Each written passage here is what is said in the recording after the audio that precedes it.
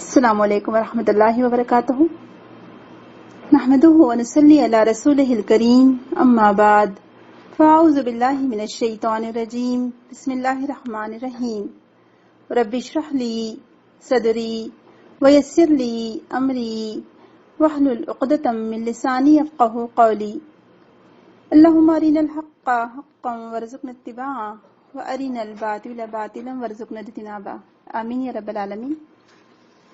جیسے کہ last time ہم نے سیرہ کلاس میں اعلانیہ تبلیغ پڑھی تھی، اور آج ہم دیکھیں گے دعوت اسلامی کے مراحل، یعنی آگے کیسے دعوت بڑھتی گئی دین اسلام کی، کس طرح سے صحابہ کرام کو مشکلات کا سامنا کرنا پڑا، کس طرح سے ان کے اوپر مشکلات آئیں اور وہ آزمائے گئے۔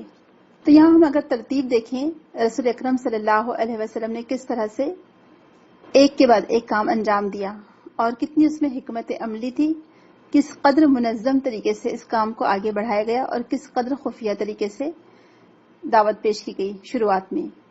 تو پہلا جو دور تھا تربیت، یعنی افراد کو تیار کرنا، اندرونی تبدیلی، پھر اس کے بعد معاشرتی سطح پر تبدیلی۔ آپ دیکھیں کوئی بھی انقلاب، کوئی بھی تبدیلی، کوئی بھی چینجز اچانک نہیں آ جاتے ہیں۔ ہر تبدیلی کے لیے یا ہر چینجز لانے کے لیے یا معاشرے سے رسم و رواج اور جہالت کو ختم کرنے کے لیے اسٹیپ بائی اسٹیپ ہی کام کرنا پڑتا ہے، تدریج کو سامنے رکھنا پڑتا ہے۔ تو تربیت بہت زیادہ ضروری ہے، یعنی افراد کی تربیت اور اصلاح معاشرہ کا کام، یہ دو چیزیں ضروری ہے جب تک کوئی تبدیلیاں نہیں آ سکتی۔ اور اس کے لیے پہلے کوئی منظم طریقہ کار ضروری ہے، یعنی ایسا مربوط اور منظم طریقہ کار ہو جس کی وجہ سے ہم افراد کی تربیت اور اصلاح کا کام کر سکیں۔ اور یہی کام رسول اکرم صلی اللہ علیہ وسلم نے کیا کہ ہم دیکھتے کہ شروع کے 3 سال آپ نے صحابہ پر توجہ دی، ان کو تیار کیا، ان کے ایمان کو مضبوط کیا۔ جب آپ کو لگا کہ ایمان مضبوط ہو گیا ہے تو اب ان کو باہر نکالا گیا تاکہ پھر وہ ہر قسم کی مخالفتوں کو سہنے کے لیے تیار ہو جائیں۔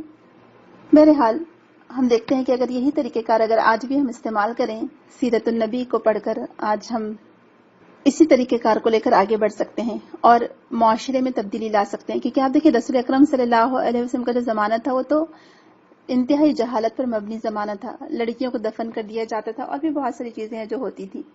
لیکن آپ دیکھیں کیسے اللہ کے رسول نے اس معاشرے سے تمام چیزوں کو ختم کیا اور الحمدللہ ایک صحیح اسلامی معاشرہ وجود میں آیا۔ تو صرف جذبات سے یا پھر جوش اور ہلے گلے سے کام نہیں چل سکتا، بلکہ اس کے لیے نہایت ہی بہترین اور سسٹمیٹک طریقہ کار چاہیے، منظم کام چاہیے، تبھی تیار ہو سکتے ہیں لوگ۔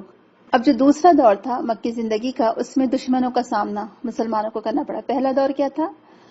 افراد کی تیاری، ان کی اصلاح، ان کی تربیت اور ان کے سوچ کو چینج کرنا۔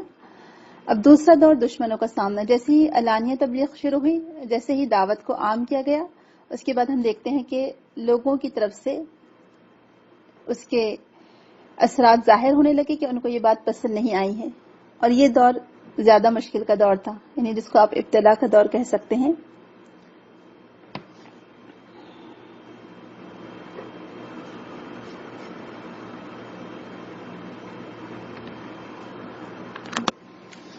تو یہ دور زیادہ اہمیت کا حامل تھا اور اس میں رسول اکرم صلی اللہ علیہ وسلم کی وہی تربیت کام آ رہی تھی۔ اور جیسے کہ ہم نے پہلے بھی آپ لوگوں کو بتایا تھا کہ رسول اکرم صلی اللہ علیہ وسلم نے کوئی مونومنٹ نہیں بنوائے، کوئی ایسی چیزیں یادگار عمارتیں تعمیر نہیں کی۔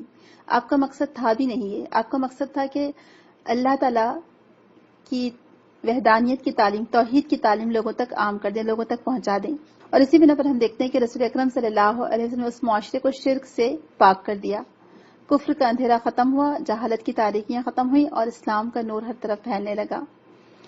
تو سب سے پہلے صحابہ کرام کے دل میں دعوت کا شعور پیدا کیا گیا، اور یہ جو ابتلا کا مرحلہ تھا یہ اس لیے بھی آتا ہے کہ یعنی یہ پیریڈ دائی کی زندگی میں آنا ضروری ہے، کیونکہ اس راستے میں جتنی مشقتیں، جتنی تکلیفیں برداشت کرنا پڑتی ہیں، سامنا کرنا پڑتا ہے، تو اس کی وجہ سے انسان اپنی قیمتی چیزیں بھی قربان کر دیتا ہے، اپنا وقت، اپنا مال، سب کچھ لگا دیتا ہے، اور پھر اس کے اوپر دعوت کی قدر و قیمت کا اندازہ ہو جاتا ہے، حقیقت آشکارا ہو جاتی ہے، تو اس لیے وہ قربانی دینے کو تیار ہو جاتا ہے۔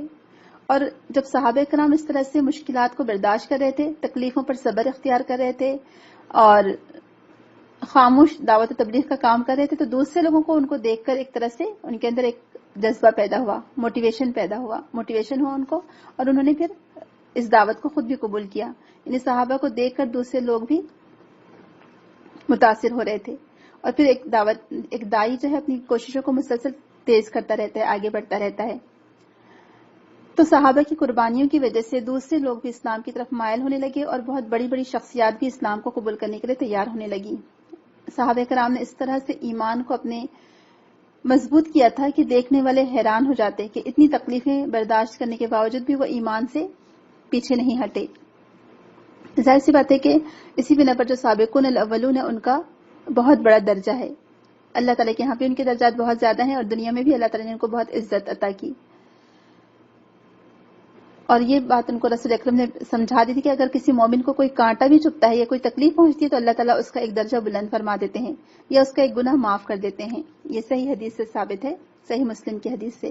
تو اس سے کیا پتہ چلے کہ صحابہ کرام کے دل میں یہ بات بیٹھ گئی تھی کہ جو بھی تکلیف ہمیں آتی ہے اس کا اچھا بدلہ انشاءاللہ ہمیں آخرت میں ملے گا ہی ملے گا. اور بھی اس کے بہت سارے فائدے ہم کو دیکھنے کو ملے کہ صحابہ کرام رضی اللہ عنہم پر جو مصیبتیں آئیں، جو مشکلات آئیں، اس کی وجہ سے ان کا کردار بہت ہی اعلیٰ ہوتا چلا گیا. ان کے اندر بہت ساری ایسی کوالٹیز پیدا ہو گئیں جس کی بنا پر وہ دوسروں کو معاف کرنے والے بن گئے، دوسروں کو دعائیں دینے والے بن گئے، لوگوں کی خیر خواہی کرنے والے بنے، لوگوں کی تکلیف کو دور کرنے والے بنے، مصیبت کو دور کرنے والے بنے، معاف کرنے کا جذبہ ان کے اندر پیدا ہوا. اور یہ سارے کام وہ آخرت کے اجر کی امید سے کرتے تھے، اور اپنی نیکیوں کو چھپا کر رکھنے والے، یعنی اپنی نیکیوں کا شہرہ نہیں کرتے تھے. وہ لوگ شہرت کی طلبگار نہیں تھے. پھر بات بات پر اللہ کا شکر ادا کرنے والے بنے. لوگوں کی مدد کرنا، لوگوں کی قدردانی کرنا، یہ سب صحابہ کی خاص خوبیاں تھیں. اصل میں جو جتنا زیادہ صبر سے کام لیتا ہے یا جتنا زیادہ شکر ادا کرتا ہے اس کا ثواب بھی اتنا ہی زیادہ اللہ تعالیٰ کے پاس ہوگا. یہ چیز صحابہ کو سمجھ میں آ گئی تھی. اب ہم دیکھتے ہیں کہ دوسرے مرحلے میں ان لوگوں نے ابو طالب کو، جو آپ کے چچا تھے، رسول اکرم کی حمایت کرنے سے باز رکھنے کی کوشش کی، اور اس کے لیے انہوں نے بہت سے آفرز بھی کرتے چلے گئے. اور جب یہ دعوت پیش کی گئی علی اعلان تو لوگوں نے مذاق اڑانا شروع کیا، صحابہ کرام کو تکلیفیں دینے لگے، سودے بازیاں ہوئیں، پیشکش کی جانے لگی، یا پھر یہ کہا گیا کہ صفا پہاڑی کو سونے کا بنا دیا جائے. بہرحال مختلف قسم کی باتیں سامنے آئیں. انہوں نے ابو طالب سے کہا یا ان کو آفر کی کہ اے ابو طالب، تیرے بھتیجے نے ہماری مجلسیں اور ہماری عبادت گاہ یعنی مسجد حرام میں آ کر ہمیں تکلیف پہنچائی ہے، آپ اس کو روکیے. اس پر ابو طالب نے نبی کریم سے کہا صلی اللہ علیہ وسلم سے، یہ تیرے چچا زاد بھائی میرے پاس آئے ہیں، ان کا خیال یہ ہے کہ تو انہیں ان کی مجلسوں اور حرم کعبہ میں تکلیف پہنچاتا ہے، اگر ایسا ہے تو اس سے باز آ جا. نبی کریم صلی اللہ علیہ وسلم نے اپنی نگاہ آسمان کی طرف اٹھائی اور فرمایا، ترون ھذہ الشمس، کیا تم سب اس سورج کو دیکھتے ہو؟ انہوں نے کہا کہ ہاں. فرمایا، فما انا باقدر ان ادع بذلک منکم الا ان تشعلوا منها بشعلۃ، اگر تم اس سورج کا شعلہ لا کر میرے ہاتھ پر رکھ دو تو بھی میں اس دعوت کو نہیں چھوڑوں گا. اور ایک اور روایت کے مطابق آپ نے فرمایا کہ اللہ کی قسم اگر کوئی اس سورج سے آگ کا شعلہ بھی لے آئے تو بھی میں اس دعوت کو نہیں چھوڑوں گا جسے پہنچانے کے لیے مجھے بھیجا گیا ہے. ابو طالب نے آپ دیکھیں کس طرح سے سپورٹ کیا رسول اکرم صلی اللہ علیہ وسلم کا. انہوں نے کہا کہ میرے بھتیجے نے کبھی جھوٹ نہیں کہا ہے، تم اگر بھلائی چاہتے ہو تو واپس چلے جاؤ. کہا جاتا ہے کہ قریش کے سرداران نے ابو طالب پر بہت زیادہ پریشر ڈالا، ان کو دھمکی بھی دی اور بعض اوقات ان کو ہر طرح سے بہکانے کی اور سمجھانے کی کوشش کی، لیکن ابو طالب ہر حال میں رسول اللہ کی مدد کرنے پر تلے رہے. اور یہ الحمدللہ بعض اسکالرز یہ بھی کہتے ہیں کہ ابو طالب کا اسلام نہ لانا ایک طرح سے رسول اکرم کے سپورٹ کا ذریعہ بن گیا، کیونکہ ان کی جو قبائلی عصبیت تھی اصل میں کہ ایک دوسرے کا ساتھ دینا چاہے کچھ بھی ہو جائے، تو اسی بنا پر ان لوگوں نے، یعنی جو بنو ہاشم تھے، ان لوگوں نے ابو طالب کا بھی ساتھ دیا اور رسول اکرم کی مخالفت میں وہ بہت زیادہ آگے نہیں بڑھے. بہرحال کہا جاتا ہے کہ جب ابو طالب نے علی اعلان یہ ذکر کر دیا کہ میں اپنے بھتیجے کی مدد کروں گا تو ان لوگوں نے دوسرے لوگوں پر ظلم و ستم کی انتہا کر دی، جس میں جو خاص طور سے وہ لوگ تھے جو مزدور پیشہ یا غریب لوگ تھے. کہا جاتا ہے ایک بار وہ لوگ ابو طالب کے پاس کہنے لگے کہ اے ابو طالب، یہ ہمارا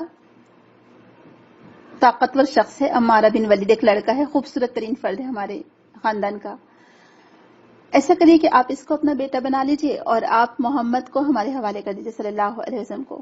تو آپ دیکھیں ابو طالب نے کیا جواب دیا، یعنی کیسے آپ دیکھیں کفار مکہ نے کوئی دقیقہ اٹھا نہیں رکھا تھا، کوئی راہ نہیں چھوڑی تھی. اور ایسے سودے بازیاں ہوتی ہیں ہمیشہ جب بھی اسلام کا معاملہ آتا ہے تو لوگ ایسی ہی سودی بازیاں کرتے ہیں کہ آپ کو ہر طرح سے آفر کی جائے گی، کسی طرح سے جھکانے کا کام کیا جائے گا کہ یہ کر لو، یہ کر لو، اس کے بعد یہ، یعنی ان لوگوں کے پاس ہر قسم کا پلان ہوتا ہے کہ تاکہ وہ کمپرومائز پر تیار کر سکیں، اور لالچ دی جاتی ہے یا پھر کسی طرح سے اپنے راستے پر لایا جاتا ہے۔ تو بہرحال یہاں پر ابو طالب کو انہوں نے کہا کہ ہم یہ اپنے خاندان کا خوبصورت ترین فرد تمہارے حوالے کرتے، تم اسے بیٹا بنا لو اور تم محمد کو ہمارے حوالے کر دو۔ تو ابو طالب نے جواب دیا کہ اللہ کی قسم، تم مجھ سے کتنا برا سودا کر رہے ہو، کیا تم اپنا بیٹا میرے حوالے اس لیے کرو کہ میں اسے کھلاؤں پلاؤں اور اسے موٹا تازہ کروں، اور اپنا بیٹا تمہارے حوالے اس لیے کر دوں کہ تم اسے قتل کر ڈالو؟ اللہ کی قسم ایسا کبھی نہیں ہوگا۔ کہا جاتا ہے کہ جب ابو طالب کا ان لوگوں نے یہ انداز دیکھا تو بہت ہی حیران رہ گئے کہ ابو طالب اپنے بھتیجے کے لیے تو بہت زیادہ ہی سرگرداں ہیں، یہ بہت زیادہ ہی سپورٹیو ہو رہے ہیں، کیونکہ بنو ہاشم کے کفیل تھے ابو طالب، لہٰذا پورے خاندان کو ان کی حمایت کرنا ضروری تھا۔ یہ جاہلیت کے زمانے کا ایک خاص امتیاز تھا کہ وہ لوگ اپنے قبیلے کے، چاہے وہ جھوٹ پر ہی کیوں نہ ہوتا، اپنے قبیلے کو سپورٹ کرتے تھے۔ تو ابو طالب نے اپنے قبیلے والوں سے کہا یا اپنے خاندان والوں سے کہا کہ تمہارا کیا حال ہو گیا ہے، تم کیسے ہو گئے ہو کہ تم ہمارا ساتھ نہیں دے رہے ہو؟ تو سارے خاندان والے ان کے ساتھ ایک جٹ ہو کر کہا کہ ہم تمہارا ہی ساتھ دیں گے۔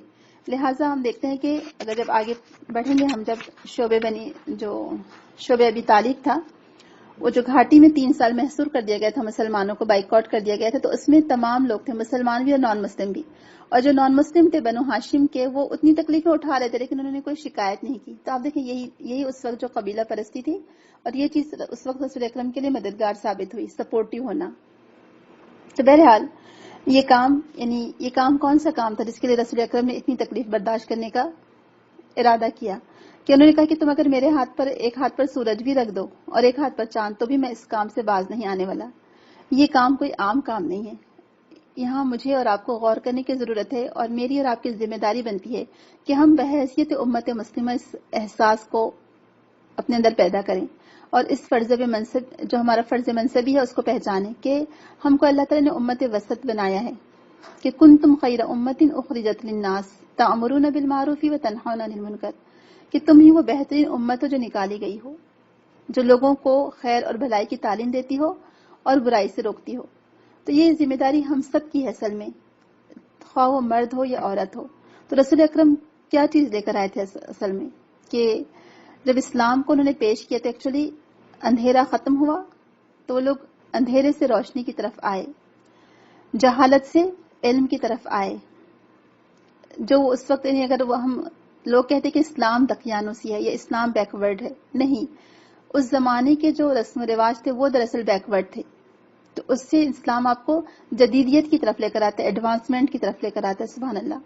تو اسلام تو سب سے جدید چیز ہے، یعنی سب سے آخر میں آئے، ورنہ اگر دیکھا جائے تو اس سے پہلے جتنے بھی جو ادیان تھے وہ سب اب پرانے ہو چکے ہیں دیکھا جائے تو۔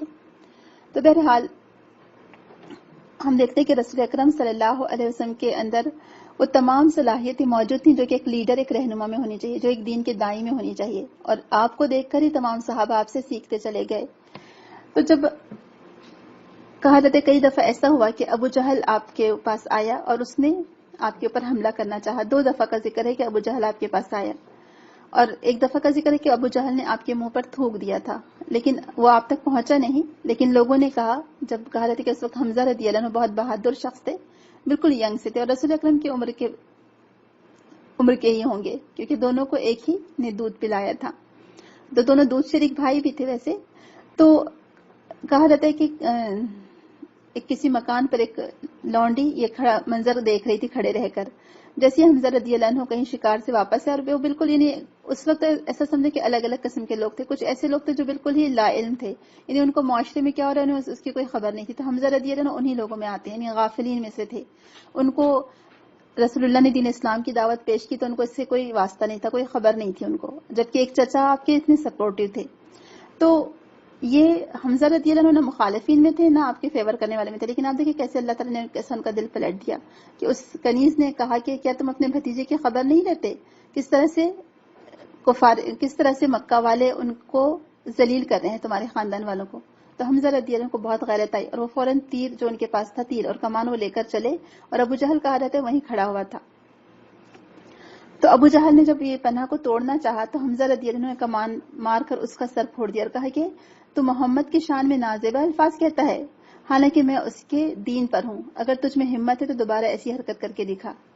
یعنی سبحان اللہ، آپ دیکھیں کہ یہ ایک عجیب واقعہ تھا کہ جاہلیت کے جو پرستار تھے، یعنی جن کو کچھ بھی خبر نہیں تھی کہ اسلام کیا ہے، جو رسول اکرم سے انہوں نے کبھی پوچھا بھی نہیں حمزہ رضی اللہ عنہ نے، لیکن پھر بھی حمایت کے لیے اٹھ کھڑے ہوئے، اور حالانکہ دیکھا جائے تو جو ان کے معبودوں کو برا کہتے تھے، یعنی رسول اکرم، یا ان کے دین میں عیب نکالتے تھے یا انہیں لا علم جانتے تھے، لیکن یہ جو ایک خاندانی ایک کہنا چاہیے کہ عصبیت جس کو کہہ سکتے ہیں، یعنی ایک دوسرے کے لیے قربانی دینا یا سپورٹ کرنا، تو یہ ان کے اندر کوٹ کوٹ کر بھری ہوئی تھی، اور اسی بنا پر حمزہ رضی اللہ عنہ نے فوراً اسلام قبول کر لیا تھا اور بلا سوچے سمجھے کہتے تھے کہ میں اپنے بھتیجے کے دین پر ہوں۔ تو ابو جہل 2 دفعہ آیا رسول اکرم صلی اللہ علیہ وسلم کے پاس، کہا تھا کہ آپ نماز پڑھ رہے تھے کعبۃ اللہ کے پاس، اس نے چاہا کہ آپ پر کچھ حملہ کرے یا آپ کو کچھ تکلیف دے، تو وہ فوراً پلٹ کر واپس آنے لگا دونوں ہاتھوں پر اٹھائے ہوئے۔ لوگوں نے اس سے کہا کہ کیا ہوا اے ابو شام؟ تو اس نے کہا کہ میں نے وہاں پر آگ کی خندق دیکھی، اور ایک روایت کے مطابق وہ کہتے کہ میں نے ایسا اونٹ دیکھا جو بہت ہی بڑا سا تھا۔ یعنی اللہ تعالیٰ نے ہر معاملے میں اور ہر موقع پر اور ہر جگہ آپ کی مدد فرمائی۔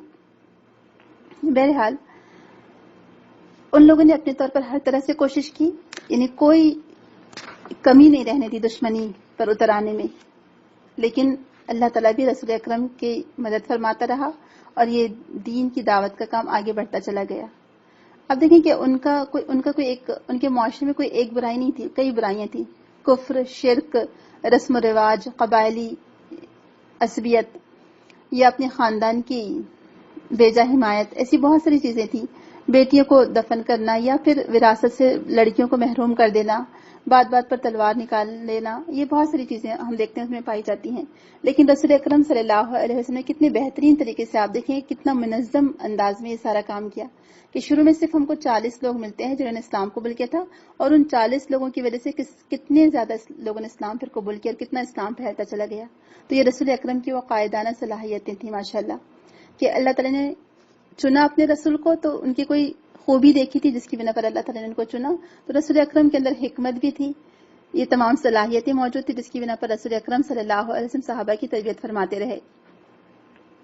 اور اسی کی وجہ سے ہم دیکھتے ہیں کہ جو طریقہ کار اختیار کیا گیا تعلیم کو عام کرنے کے لیے یا باطل کو ختم کرنے کے لیے، مقابلہ کرنے کے لیے، مسلمانوں کے اندر استقامت پیدا ہوتی گئی الحمدللہ۔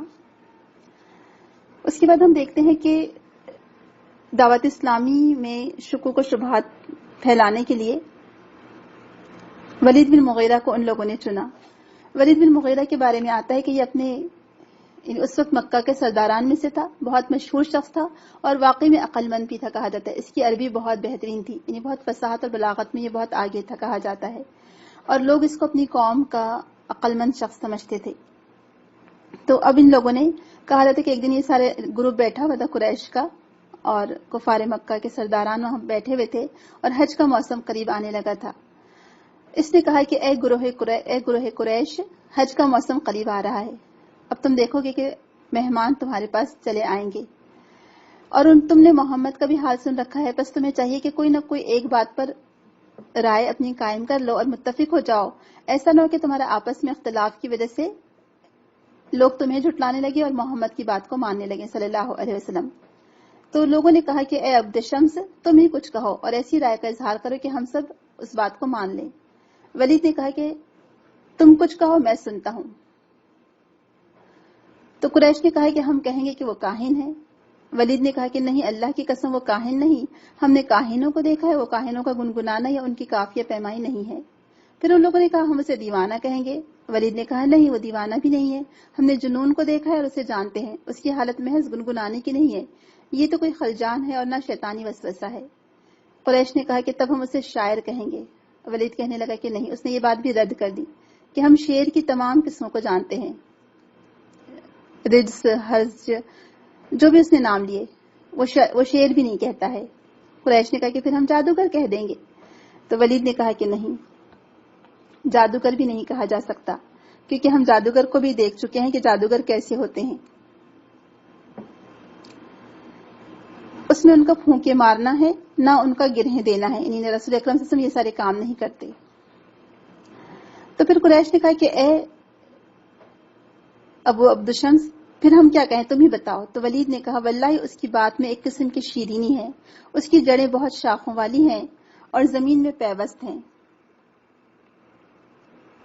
اس کی شاخیں پھلدار ہیں، تم ان باتوں سے جو بھی کہو گے تمہارا جھوٹا ہونا ثابت ہو جائے گا، لہٰذا ایسا کرو کہ تم کہہ دو کہ وہ شوہر اور بیوی میں جدائی ڈال دیتا ہے،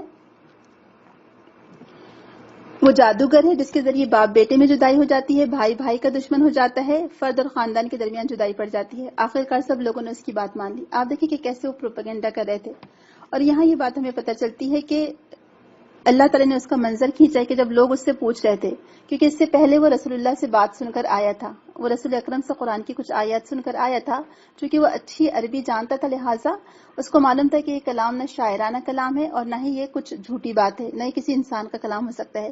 وہ اس کلام کو سمجھ گیا تھا، اس کو معلوم ہو گیا تھا کہ یہ اللہ کا کلام ہے، یہ کوئی شاعری نہیں ہے، نہ ہی کسی کاہن کا کلام ہے، لیکن اس نے اس کے باوجود نہیں مانا۔ اگر وہ قبول کر لیتا، حق کو قبول کر لیتا، تو اس کی وجہ سے آپ دیکھیں کتنے لوگ قبول کر لیتے تھے، لیکن اس نے اپنی بڑائی چاہی اور اللہ تعالیٰ کی آیات سے منہ موڑ لیا۔ اسی کے بارے میں اللہ تعالیٰ سورہ مدثر میں فرماتا ہے، آیت نمبر 11 سے 26 تک، کہ ولید بن مغیرہ کے بارے میں یہ آیت نازل فرمائی، ذرنی ومن خلقت وحیدا وجعلت له مالا ممدودا وبنین شہودا ومہدت له تمہیدا ثم يطمع ان ازید کلا انه كان لآیاتنا عنیدا سأرهقه صعودا انه فکر وقدر فقتل كيف قدر ثم قتل كيف قدر ثم نظر ثم عبس وبصر ثم ادبر واستكبر فقال ان هذا الا سحر يؤثر ان هذا الا قول البشر سأصليه سقر۔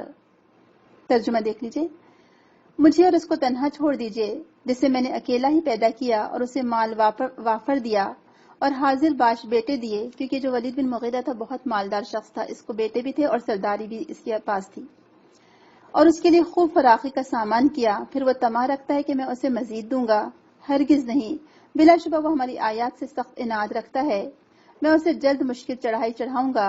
بے شک اس نے غور و فکر کیا اور اندازہ لگایا۔ جب کفار مکہ اس سے پوچھ رہے تھے کہ اچھا ہم کیا کہیں، اور وہ ایک ایک بات کہتے جاتے تھے اور یہ سوچتا تھا، کہا تھا کہ گردن اونچی کر کے سوچتا تھا، اور اس کو اس وقت اپنے آپ پر فخر اور غرور محسوس ہوا کہ بڑے بڑے مکہ کے سردار مجھ سے پوچھ رہے ہیں، یعنی وہ مجھے عقل مند سمجھتے ہیں۔ تو آپ دیکھیں اسی کا یہاں پر ذکر کیا کہ اس نے بے شک اس نے غور و فکر کیا اور اندازہ لگایا، پس وہ مارا جائے، کیسا اندازہ لگایا، پھر وہ مارا جائے، کیسا اندازہ لگایا، پھر اس نے دیکھا، پھر تیوری چڑھائی اور منہ بسورا، پھر پیٹھ پھیری اور تکبر کیا، پھر اس نے کہا یہ قرآن تو صرف جادو ہے جو پہلے سے چلا آ رہا ہے، یہ تو صرف ایک بشر کا قول ہے، میں جلد اسے سقر یعنی جہنم میں ڈالوں گا۔ تو اس سے کیا باتیں پتہ چلتی ہے کہ ان لوگوں نے کس طرح سے، یعنی کبھی بھی دشمن کو انڈر ایسٹیمیٹ نہیں کرنا چاہیے۔ ہمارا معاملہ کیا ہے کہ آج ہم سمجھتے کہ چونکہ ہم مسلمان ہیں، ہم حق پر ہیں، ہم بس بغیر سمجھے بوجھے میدان میں کود پڑتے ہیں۔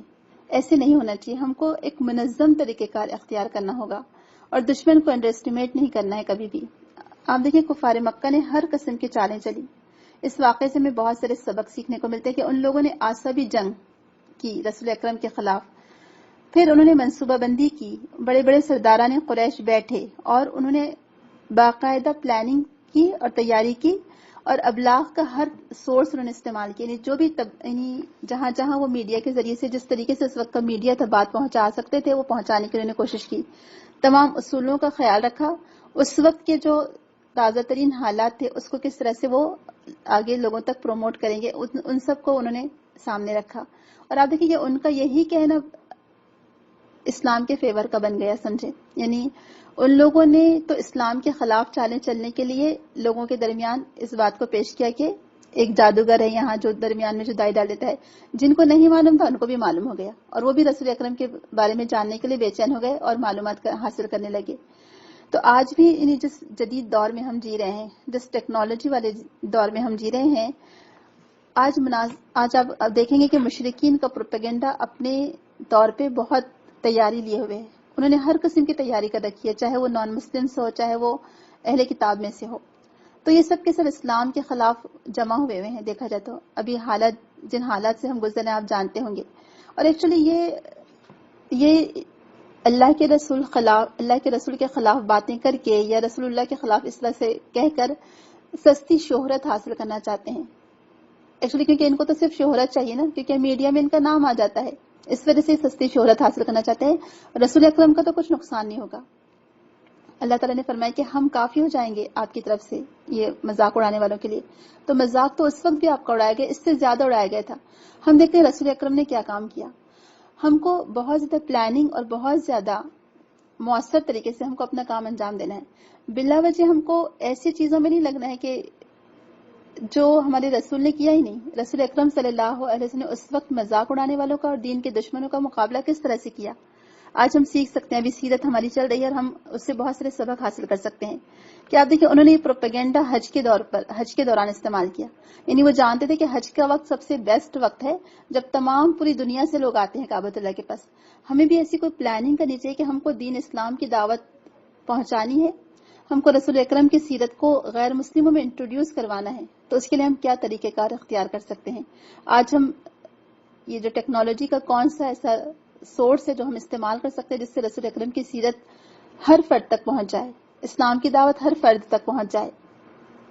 پھر ان لوگوں نے مناسب وقت کا انتظار کیا، اور وہ مناسب وقت کون سا تھا؟ حج کا مناسب وقت تھا. اور انہوں نے لوگوں کے جمع ہونے کا انتظار کیا، پھر آپس میں بیٹھ کر مکمل اتفاق کیا. آپ دیکھیں دشمن بھی آپس میں جڑے ہوتے ہیں. یعنی ان کو معلوم تھا کہ جب ہم آپس میں متفق نہیں ہوں گے اور ایک بات کہہ رہا ہوگا اور ایک دوسری بات کہہ رہا ہوگا تو ہم کامیاب نہیں ہو سکتے، لوگ ہمیں ہی جھٹلا دیں گے. آج خود مسلمان کہاں ہیں، کیسے ہمارا شیرازہ بکھرا ہوا ہے. آپ دیکھیں ہم تو آپس میں ایک ہوتے ہی نہیں ہیں. ہم تو ابھی کسی بنا پر کھینچ تان کرتے ہیں ایک دوسرے کی. تم حنفی ہو میں شافی ہوں، تم مالکی ہو میں حنبلی ہوں، تم نے ٹوپی پہنی ہے میں نے ٹوپی نہیں پہنی، تم اللہ اکبر زور سے کہتے ہو، رفع الیدین کرتے ہو، میں رفع الیدین نہیں کرتا، ہم زور سے آمین کہتے ہیں، تم زور سے آمین نہیں کہتے ہو، تم دعا کے لیے ہاتھ اٹھاتے ہو، ہم دعا کے لیے ہاتھ نہیں اٹھاتے. ابھی تو ہم انہی اختلافات میں پڑے ہوئے ہیں کہ نہیں؟ آپ بتائیے. جب ہمارا آپس میں ہی اختلافات ہوں گے اور ہم آپس میں مربوط نہیں ہوں گے، ایک متفقہ فیصلے پر، چونکہ ہم تو دین حق کو فالو کرنے والے ہیں، ہمارے پاس تو صحیح دین ہے. کفار مکہ تو وہ تو غلط بات پر جمع ہوئے تھے اور انہوں نے کہا تھا کہ آپس میں ہم ایک بار متفقہ فیصلہ کر لیں گے تاکہ ہماری بات میں اثر ہو. تو آج ہم مسلمانوں کو یکجہتی کی ضرورت ہے، ہم کو یونٹی کی ضرورت ہے کہ ہم ایک پلیٹ فارم پر جمع ہوں اور ایک دوسرے کی ٹانگ نہ کھینچنے والے بنے. ٹھیک ہے آپس میں چھوٹے موٹے اختلافات ہیں، فقہی اختلافات، اس کو ایک جگہ رہنے دیں. جب ہمارا سب کچھ ایک ہے تو کیوں نہ پھر ہم اس ایک اسلام کے پرچم تلے جمع ہو کر دشمنوں کا مقابلہ کریں، اور جو ٹیکٹکس وہ استعمال کرتے ہیں ہم بھی اسی کو استعمال کریں. اور انہوں نے میڈیا کو استعمال کیا، منظم ہوئے، حجاج کے جو وفود آ رہے تھے ان کو جا کر باتیں پہنچائیں اور مناسب وقت کا انہوں نے انتظار کیا. اور پھر یہ واقعے کی وجہ سے کہا جاتا ہے جب انہوں نے یہ کام کیا تو الٹا اس کا اثر یہ ہوا کہ لوگوں پر رسول اکرم کی ایک طرح سے عظمت کا لوگوں میں چرچا ہوا، قرآن کے بارے میں لوگوں کو پتہ چلا، اور ایک طرح سے اللہ تعالی نے دشمنوں سے ہی کام لے لیا الحمدللہ. ولید بن مغیرہ نے جب قرآن سنا تھا، کہا جاتا ہے کیونکہ اکابرین قریش میں سے تھا اور بہت زیادہ تکبر والا تھا، تو قرآن کریم سے متاثر ہوئے بغیر نہیں رہ سکا. اس کا دل نرم ہوا اور اس نے قرآن کی عظمت کا بڑے بلیغ انداز میں اعتراف کیا. اور ایکچولی وہ دین حق کی عقلی اپیل کو تسلیم کرنے کے قریب پہنچ چکا تھا، لیکن لوگوں نے کیا کیا کہ لوگوں نے اسے کہا کہ تم تو عقل مند ہو، تم تو اسلام کو نہیں مانو گے. کیونکہ جب وہ رسول اکرم سے قرآن سن کر آیا تھا تو لوگوں نے کہا تھا کہ تمہارا چہرہ اے ابو الولید ویسا نہیں رہا جیسا پہلے تھا، تم جیسے گئے تھے ویسے نہیں آئے ہو. اسی لیے اس نے کیا کہا تھا کہ یہ جو قرآن ہے یہ بہت ہی بلیغ اپنے اندر دعوت رکھتا ہے. تو بہرحال اس دعوت ان کے پروپیگنڈے کا اثر اسلام کے خلاف تو نہیں ہو سکا، الٹا اسلام کے فیور میں ہو گیا. تو اللہ تعالیٰ جس سے چاہے جو کام لے لے. اس کے بعد ہم دیکھتے ہیں کہ ایک ایک شخص اس وقت بہت قیمتی تھا، کیونکہ آپ دیکھیں 1 by 1 3 سال میں صرف 40 لوگ اسلام قبول کر سکے تھے. اس سے آپ اندازہ لگائیے کہ ایک ایک شخص کتنا قیمتی تھا، ایک ایک شخص کا اسلام کتنا قیمتی تھا. تو ذمہ دستی کا ہم کو ذکر ملتا ہے، بہت ہی بہترین واقعہ ان کا ذمہ دستی کا کہ انہوں نے کس طرح سے اسلام قبول کیا. جب مکہ والوں نے پروپیگنڈا کیا کہ رسول اکرم نعوذ باللہ مجنون ہے، یا آپ کو کوئی بیماری لاحق ہو گئی ہے، یا آپ کے اوپر کچھ جن اور بھوت آ گئے ہیں، تو ذمہ دستی کہا جاتا ہے کہ کچھ یہ کاہن جیسے شخص تھے اور مکہ آئے تھے. اور مشرکین مکہ نے جو پروپیگنڈا کیا اس کی لپیٹ میں یہ بھی آ گئے. تو قریشی سرداروں سے بات چیت کی، کہا کہ اچھا تم کہتے کہ اس شخص کو جنون لاحق ہے، تو ہو سکتا ہے اللہ تعالیٰ میرے ہی ہاتھوں اس کا علاج کروا دے. اور وہ دعا کر رہے تھے کہ کاش میری ملاقات اس آدمی سے ہو جائے اور میرے ہاتھوں اس کو شفا مل جائے گی. ضماد ازدی خود کہتے ہیں کہ ان کی ملاقات نبی کریم صلی اللہ علیہ وسلم سے ہو گئی اور انہوں نے کہا کہ اے محمد، میں اس بیماری کا علاج کرتا ہوں اور اللہ جسے چاہے میرے ہاتھ سے شفا بھی عطا فرماتا ہے. کیا تو چاہتا ہے کہ میں تجھے اس بیماری کا دم کروں؟ ضماد ازدی نے کہا. تو آپ سنیے رسول اکرم نے جواب میں کیا کہا. بہت ہی مشہور جملہ ہے اور رسول اکرم اپنے خطبے کے دوران یہی جملہ کہا کرتے تھے خطبے سے پہلے. ان الحمد للہ نحمده ونستعینه ومن يهده الله فلا مضل له ومن يضلل فلا هادي له واشهد ان لا اله الا الله وحده لا شريك له وان محمدا عبده ورسوله. اما بعد، بلا شبہ تمام تعریفیں اللہ کے لیے ہیں. ہم اسی کی تعریف کرتے ہیں اور اس سے مدد مانگتے ہیں. جسے اللہ ہدایت دے اسے کوئی گمراہ نہیں کر سکتا اور جسے اللہ گمراہ رکھے اسے کوئی ہدایت نہیں دے سکتا. اور میں گواہی دیتا ہوں کہ اللہ کے سوا کوئی معبود نہیں، وہ اکیلا ہے، اس کا کوئی شریک نہیں، اور بلا شبہ محمد صلی اللہ علیہ وسلم اس کے بندے اور رسول ہیں. اما بعد، کہا جاتا ہے جیسے ہی رسول اکرم نے یہ کلمات کہے تو ضماد ازدی خود کہتے ہیں کہ میرے دل پر یہ کلمات کا ایسا اثر ہوا کہ میں نے رسول اکرم سے کہا کہ مجھے دوبارہ سنا یہ کلمات آپ نے کیا کہے. تب نبی نے 3 مرتبہ یہ کلمات دہرائے. سبحان اللہ. ضماد نے کہا میں نے کاہنوں، جادوگروں اور شعراء کے کلام سنے ہیں لیکن آپ کے کلمات جیسے الفاظ آج تک نہیں سنے. ان میں تو سمندر کی سی گہرائی اور گہرائی ہے. پھر انہوں نے نبی کریم سے عرض کیا اپنا ہاتھ بڑھائیے، میں آپ کے ہاتھ پر اسلام کی بیعت کرنا چاہتا ہوں. جب انہوں نے بیعت کر لی تو نبی کریم صلی اللہ علیہ وسلم فرمایا کہ وَعَلَىٰ قَوْمِكَ، اپنی قوم کے بارے میں بیعت کرتے ہو؟ انہوں نے کہا کہ ہاں، اپنی قوم کے بارے میں بھی بیعت کرتا ہوں. جب مدینہ میں ایک اسلامی ریاست قائم ہو گئی تھی تو کہا جاتا ہے کہ اس وقت ضماد ازدی اپنے قبیلے کے ساتھ آئے تھے اور ان کی قوم نے بھی اسلام قبول کر لیا تھا. سبحان اللہ. آپ دیکھیں کہ کیسے کلمات میں برکت ہے، کیسے جو اللہ اور اس کے رسول نے جو اللہ تعالیٰ کی جو کلام ہے، ایک تو قرآن اور دوسرا خود رسول اکرم کی باتیں بھی کیسے اثر انداز ہوتی تھی لوگوں کے دلوں پر. تو آئے تو تھے کہ رسول اللہ کا علاج کریں گے لیکن خود ہی گرویدہ ہو گئے. یہ تھا اسلام اصل میں، اور یہ رسول اکرم کی ایکچولی شخصیت کا اثر تھا کہ جو آپ سے ملتا آپ سے مل کر آپ کا گرویدہ ہو جاتا تھا، یا آپ کی بات میں ایسی شیرینی ہوا کرتی تھی، یعنی بات کرنے کا جو انداز تھا آپ کا وہ اس قدر دل کو موہ لینے والا تھا کہ دشمن بھی آپ کے گرویدہ ہو جاتے تھے. تو علاج کرنے آئے تھے اور خود ہی بیمار ہو گئے. اس میں یعنی دیکھا جائے تو خود ہی انہوں نے اسلام قبول کر لیا اور خود ہی اس میں الحمدللہ داخل ہو گئے اسلام کے اندر. تو بہرحال ایک طرف یہ ضماد ازدی ہیں، جب انہوں نے سنا تو اسلام قبول کر لیا اور الحمدللہ کامیاب ہو گئے. دوسری طرف ولید بن مغیرہ ہے، چونکہ اس کے اندر اکڑ اور تکبر تھا اور اس کو یہ لگ رہا تھا کہ کفار مکہ چونکہ میری بات سن رہے ہیں اور مجھے ایک طرح سے سپیریارٹی حاصل ہے، تو لہٰذا اس نے اسلام کو قبول نہیں کیا، یعنی حق کا انکار کر دیا. حالانکہ وہ جان چکا تھا کہ یہ حق ہے لیکن اس کے باوجود قبول نہیں کیا اور آخرکار گمراہ لوگوں میں شامل ہوا. اس کے بعد ہم دیکھتے ہیں یعنی جو ضماد ازدی کے واقعے سے ہم کو جو سبق ملتے ہیں، کیونکہ ہر واقعے سے ہمیں سیکھنا چاہیے کہ یعنی لوگ کتنا بھی پروپیگنڈا کر لیں اسلام کے خلاف یا مسلمانوں کے خلاف یا رسول اللہ کے خلاف، جیسے ابھی حالات چل رہے ہیں آپ لوگ جانتے ہوں گے، کیا رسول اکرم کی عزت میں کوئی کمی ہو سکتی ہے؟ بھلا لوگوں کے کہنے سے نہیں. ہم سب جانتے ہیں کہ رسول اکرم صلی اللہ علیہ وسلم کی جو ذات مبارک ہے کہ آپ کی لوگ کچھ بھی کر لیں لیکن آپ کی عزت میں، آپ کی محبت میں کوئی کمی نہیں ہوگی بلکہ الٹا اضافہ ہی ہوگا. آپ کا ذکر تو اللہ تعالیٰ نے کہا کہ وَرَفَعْنَا لَكَ ذِكْرَكَ، ہم نے آپ کا ذکر بلند کیا. آپ کے اوپر تو فرشتے اور یعنی آسمانوں پر درود پڑھا جاتا ہے اور اللہ تعالیٰ کی طرف سے آپ پر رحمتیں نازل ہوتی رہتی ہیں. تو آپ کا تو یعنی آپ کی عزت میں کوئی کمی نہیں ہوگی لوگوں کے کہنے سے. ہاں، وہ لوگ کہنے والے اپنا نقصان خود کر رہے ہیں. تو ضماد ازدی کے واقعے سے ہم کو پتہ چلا کہ لوگ کتنا بھی پروپیگنڈا کر لیں خلاف میں لیکن حقیقت لوگوں تک پہنچ کر رہتی ہے اور سازشیں جلد ہی اپنا سب کچھ یعنی جو سازشیں ہوتی ہیں وہ اپنے راز کھول دیتی ہیں اور الٹا نقصان انہی کا ہوتا ہے جو سازشیں کرتے ہیں لوگ. اور جب تم دوسروں کے لیے کھائی کھودو گے یعنی راستے میں تم دراڑیں ڈالو گے تو تم خود اس میں گر پڑو گے. لہٰذا کبھی کسی کے خلاف پلاننگ نہیں کرنی چاہیے. پھر یہاں پر ہم کو نبی کریم صلی اللہ علیہ وسلم کے 2 صفات کا پتہ چلتا ہے کہ ایک تو صبر اور دوسرا بردباری کا. ضماد ازدی نے نبی کریم صلی اللہ علیہ وسلم کو دیوانگی کا کہا کہ تمہیں دیوانگی لاحق کہ میں تمہارا علاج کر دیتا ہوں. تو یہاں پر آپ دیکھیں اگر ہمیں کوئی کہتے تو ہم تو ناراض ہو جاتے کہ لو تم ہمیں دیوانہ کہہ رہے ہو, تمہاری ہمت کیسے ہوئی کہنے کی, ہے نا.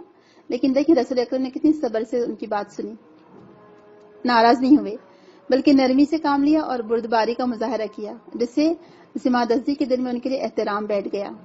پھر ان الفاظ کی اہمیت اجاگر ہوتی ہے جو نبی کریم صلی اللہ علیہ وسلم اپنی گفتگو کے لیے استعمال کرتے تھے, اور یہ الفاظ دراصل اللہ تعالیٰ کی تعظیم, اس کی حمد بیان کرنے کے لیے, یہ اللہ تعالیٰ کو خالص ایک, یعنی وہ واحد ہے, احد ہے, اس پر دلالت کرتے ہیں. تو رسول اکرم اکثر اپنے خطبے میں اور واعظ میں یہی الفاظ ارشاد فرماتے تھے. جی, اس واقعے سے اور جو سبق سیکھنے کو ملتے ہیں کہ رسول اکرم کس طرح سے انداز بیان اختیار کرتے تھے لوگوں کو دعوت دینے کے لیے. تو ایکچولی آپ کی باتوں میں بھی اثر ہونا چاہیے, یا ایسے الفاظ کا انتخاب کرنا چاہیے جب آپ لوگوں سے ملتے ہیں یا نئے لوگوں سے بات چیت کرتے ہیں جن کو آپ کو دین کے قریب لانا ہو یا دین سے نزدیک کرنا ہو, تو اس کے لیے آپ کو اپنی زبان, اپنی گفتگو میں شیرینی پیدا کرنی ہوگی یا اچھے الفاظ استعمال کرنے ہوں گے. جیسے کہ اللہ سبحانہ تعالیٰ خود فرماتا ہے کہ وَمَنْ أَحْسَنُ قَوْلًا مِّمَّنْ دَعَا إِلَى اللَّهِ وَعَمِلَ صَالِحًا وَقَالَ إِنَّنِي مِنَ الْمُسْلِمِينَ, کہ اور اس شخص سے بڑھ کر بات کس کی ہو سکتی ہے اچھی, جو اللہ کی طرف بلائے اور نیک عمل کرے. تو یعنی یہ سب سے اچھی بات ہوگی جو اللہ تعالیٰ کی طرف بلانے والی بات ہوں گی, اور اس کے لیے اچھا طریقہ کار استعمال کرنا ہوگا. پھر یہاں پر یہ بھی ہمیں پتہ چلتا ہے کہ وہ ذماد عزیز رسول اکرم کی فصاحت اور زور بیان سے متاثر ہوئے اور کہا کہ ایک بار اور یہ جملہ سنائیے. یعنی ان کو یقین آتا چلا گیا, ان الفاظ کی گہرائی پر ان کو یقین آتا چلا گیا. پھر وہ اتنی جلدی اسلام قبول کرنے کے لیے تیار ہو گئے. تو اس سے پتہ چلتا ہے کہ اسلام دین فطرت ہے. اس کے لیے آپ کو بہت بڑی بڑی لمبی لمبی تقریروں کی ضرورت نہیں ہے, چونکہ یہ تو فطرت کو اٹریکٹ کرتا ہے, فطرت پر یعنی اثر انداز ہوتا ہے, کیونکہ انسان کی فطرت میں اللہ تعالیٰ نے دین اسلام کی وہ رمق رکھ دی ہے. یعنی چونکہ اللہ تعالیٰ نے تمام روحوں سے یہ وعدہ لیا تھا کہ تم کس کی عبادت کرو گے, تو سب نے کہا تھا کہ ہم اللہ تعالیٰ کی عبادت کریں گے, جو عہد الست کا ذکر ہم کو ملتا ہے قرآن میں. تو ہر انسان کے دل میں وہ فطرت ہے بیٹھی ہوئی, اندر چھپی ہوئی, بس اس کو ابھارنے کی ضرورت ہے. تو انہوں نے بھی فوراً اسلام قبول کرنے میں جلدی کی اور دیر نہیں لگائی. پھر ایک داعی کو چاہیے کہ وہ دعوت دین کو پھیلانے کے لیے حریص ہو, کیونکہ جتنا زیادہ آپ کے اندر تڑپ اور خواہش زیادہ ہوگی اتنا ہی دین پھیلتا چلا جائے گا. رسول اکرم نے آپ دیکھیں کہ کس طرح سے ایک طرح سے دیکھا جائے تو ایک بے فکری اور بے باکی سے ان کو دین اسلام کی دعوت دی. آج ہم کیا کرتے ہیں, ہم ڈرتے ہیں کہ ہم سامنے والے سے کہیں گے اسلام کے بارے میں تو وہ ہم کو برا بھلا کہے گا. تو ڈرنا نہیں چاہیے بلکہ اسلام کی دعوت پیش کر لینا چاہیے. پھر رسول اکرم نے آپ دیکھیں کس طرح سے آگے بڑھ کر کام کیا کہ صرف ان کے اسلام قبول کرنے پر اکتفا نہیں کیا بلکہ کیا کہا کہ اپنی قوم کے بارے میں بھی بیعت کرتے ہو. تو آپ دیکھیں ذمہ داری فوراً مان کر کہنے لگے کہ ہاں کیوں نہیں, اور آخر کار ان کی کوششوں سے پورے ان کے قبیلے والے الحمدللہ مسلمان ہو گئے تھے. تو آپ دیکھیں کیسے اسلام میں ایک ایک فرد قیمتی تھا اور ان سے کیسا کام لیا جا رہا تھا. اور رسول اکرم صلی اللہ علیہ وسلم کس طرح سے دعوت دے رہے تھے کہ صرف انہیں آپ دیکھتے کہ کوئی قبیلے کا سردار ہوتا تو آپ اس سے یہ بھی وعدہ لیتے کہ تم اپنے قبیلے کے لوگوں کو بھی کہو اسلام قبول کرنے کا, کیونکہ جو سردار ہوتا ہے لوگ اسی کے دین پر ہوتے ہیں اور لوگ سردار کی بات بہت جلدی مانتے تھے. لہٰذا رسول اکرم نے وہ طریقہ کار بھی اختیار کیا کہ سرداروں کو اٹریکٹ کیا اور پھر ان سے کہا کہ تم اپنی قوم کے لوگوں کو بھی اسلام قبول کرنے کی دعوت دو. الحمدللہ. تو بہرحال اس واقعے سے ہمیں بہت سارے ہماری تربیت بھی ہوتی ہے اور وہ طریقہ ہمیں پتہ چلتا ہے جو رسول اکرم نے استعمال کیا. مثلا گفتگو میں متانت, یعنی بہترین گفتگو کا انداز بہترین تھا اور سمجھانے کا انداز یا طریقہ کار بہت بہترین تھا. پھر ڈائریکٹ بات چیت, تو اس سے رسول اکرم کی ہم کو بہت ساری صفات پتہ چلتی ہیں جس میں تربیت کا جذبہ ہے, بردباری ہے, صبر ہے اور خیر کثیر کی طرف لوگوں کو مائل کرنا ہے. سبحان اللہ. تو ہم بھی اپنے اندر وہ چیزیں پیدا کریں. پھر ہم دیکھتے ہیں عمرو بن ابسہ رضی اللہ عنہ, یہ اسلام قبول کرتے ہیں کیونکہ ایک فرد بہت قیمتی تھا. کہا جاتا ہے کہ یہ بتوں کی پوجا یہ زمانے جاہلیت میں بھی بتوں کی پوجا نہیں کرتے تھے یا اس سے دور رہتے تھے. تو زمانے جاہلیت میں ان کا خود کا کہنا یہ تھا کہ لوگ گمراہی کی طرف ہیں, اس لیے ان کو یہ بات پسند نہیں تھی. جب وہ رسول اکرم کے پاس آئے تو پوچھا کہ آپ کیا ہیں؟ انہوں نے کہا کہ میں نبی ہوں. کہا کہ کیسے نبی؟ کہا کہ مجھے اللہ تعالیٰ نے بھیجا ہے.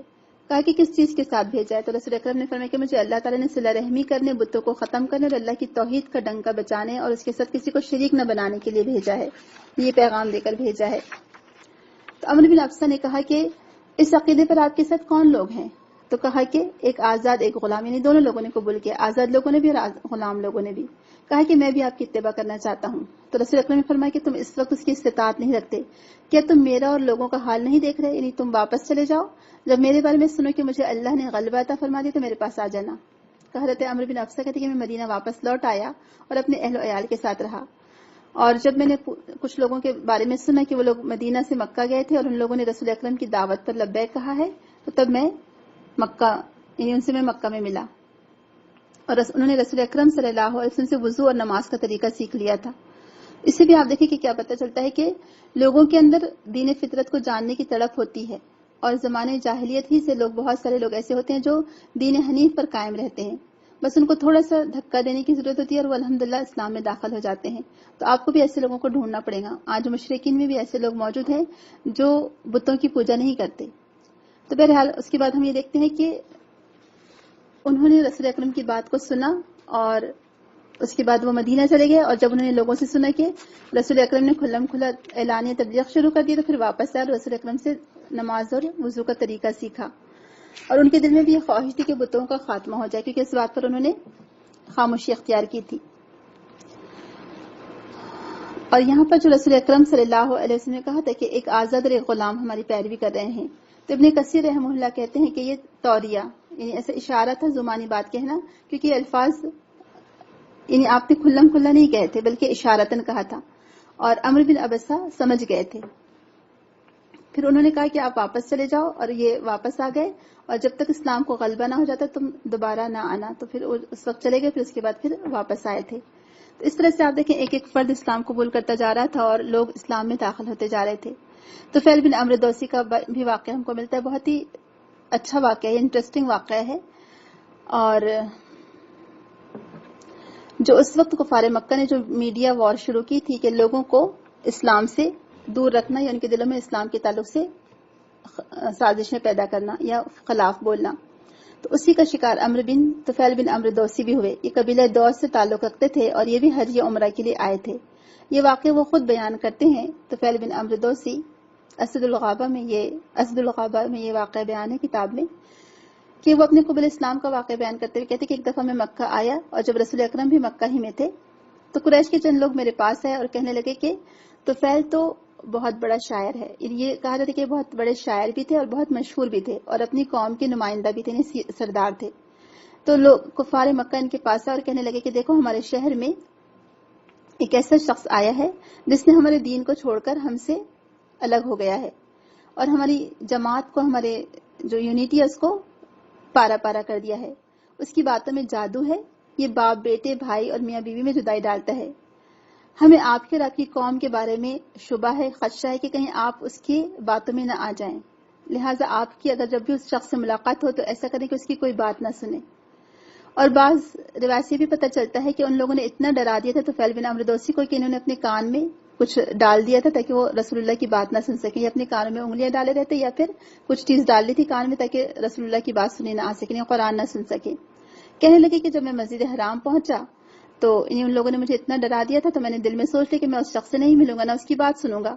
تو بیت اللہ کے قریب رسول اکرم کھڑے ہوئے تھے اور نماز پڑھ رہے تھے. میں آپ کے قریب کھڑا ہو گیا اور یہ اللہ کی مشیت تھی کہ میں آپ کا کلام سنوں. میں نے سنا تو وہ ایک عمدہ کلام تھا. میں نے اپنے دل میں کہا کہ میں ایک اچھا بھلا شاعر ہوں، مجھے اچھے اور گھٹیا کلام کا فرق معلوم ہے، تو پھر کیا وجہ ہے کہ میں آپ کا کلام نہ سنوں؟ اگر اچھا ہوا تو لے لیں گے ورنہ چھوڑ دیں گے. کہتے میں کچھ دیر وہیں کھڑا رہا، پھر رسول اللہ اپنے گھر تشریف لے گئے تو میں بھی ان کے پیچھے چلتا رہا. میں نے آپ سے عرض کی کہ اے محمد، آپ کی قوم نے تو مجھے بہت کچھ کہا لیکن اللہ کی مرضی تھی کہ میں نے آپ کا کلام سن لیا، چنانچہ میں نے آپ کا عمدہ کلام سن لیا ہے، آپ مجھے بھی اپنی دعوت پیش کریں. تو فعل کہتے ہیں کہ رسول اکرم صلی اللہ علیہ وسلم مجھے اسلام قبول کرنے کی دعوت دی اور قرآن پاک کی آیت پڑھ کر سنائی. اللہ کی قسم میں نے زندگی میں کبھی اس سے اچھا کلام نہیں سنا تھا اور نہ ہی اس دین سے کوئی اچھا دین میں نے دیکھا تھا. سبحان اللہ. آپ دیکھیں کہ کفار مکہ وہ اس قدر گرویدہ تھے کہ کچھ اسکالرز اس کے بارے میں لکھتے ہیں کہ ان کے بارے میں صرف اتنا ہی منقول نہیں ہے سیرت کی کتابوں میں کہ انہوں نے نبی کریم کو حفاظت کی غرض سے اپنے قبیلے دوست کا قلعہ پیش کیا تھا اور رسول اکرم نے اس وقت اس کو ریجیکٹ کر دیا تھا کہ ابھی وہ مکہ سے چھوڑ نہیں سکتے، باہر نہیں جا سکتے.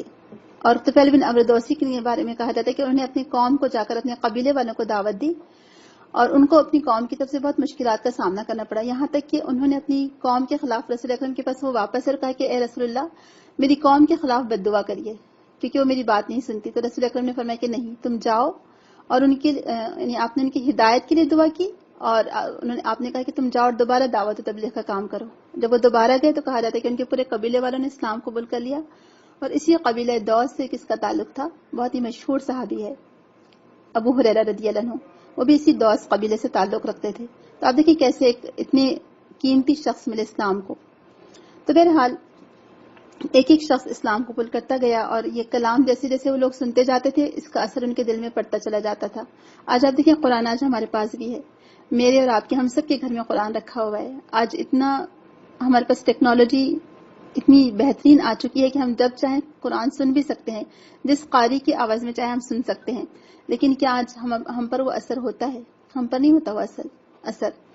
تو طفیل بن عمرو دوسی رضی اللہ عنہ، زماد ازدی، عمرو بن ابسا، اور پھر عمران بن حسین، جو عمران رضی اللہ عنہ تھے جو کہ بیٹے تھے اور انہوں نے اسلام پہلے قبول کر لیا تھا. ان کے والد تھے حسین، ہے سوات سے حسین ہے یہ.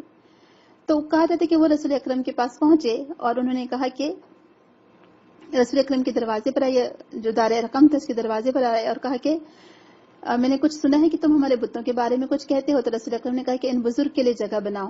اس وقت ان کے بیٹے بھی وہاں موجود تھے جو کہ مسلمان ہو چکے تھے. تو حسین نے کہا کہ اس خبر کی کیا حقیقت ہے جو ہمارے پاس پہنچی کہ تم ہمارے بتوں کو برا بھلا کہتے ہو، انہیں گالی دیتے ہو، حالانکہ تمہارے باپ دادا تمہارے اجداد تو اسی دین پر قائم تھے، عقل مند آدمی تھے. رسول اکرم نے فرمایا کہ اے حسین، ہمارے باپ دادا جو تھے وہ دین ان کا غلط تھا. پھر آپ نے سوال کیا کہ تم کتنے معبودوں کی عبادت کرتے ہو؟ تو حسین نے جواب دیا کہ 7 زمین اور 1 آسمان والے رب کی. تو رسول اکرم نے پوچھا کہ جب تمہیں کوئی تکلیف پہنچتی ہے تو تم کسے پکارتے ہو؟ تو کہا کہ اس رب کو جو آسمان میں ہے. پھر رسول اکرم نے کہا کہ جب تمہارے مال مویشی ہلاک ہو جاتے ہیں تو تب کس کو پکارتے؟ تو کہا کہ جو آسمان میں ہے. تو بہرحال رسول اکرم نے خود ان کو اس طرح سے بات چیت کی ان کے ساتھ کہ ان کا خود کا ذہن کھلتا چلا گیا اور ان کو خود احساس ہوا کہ یعنی وہ ایک رب ہی کو تو پکارتے ہیں. یعنی کفار مکہ ہمیشہ مشکل وقت میں اللہ تعالیٰ کو پکارتے تھے.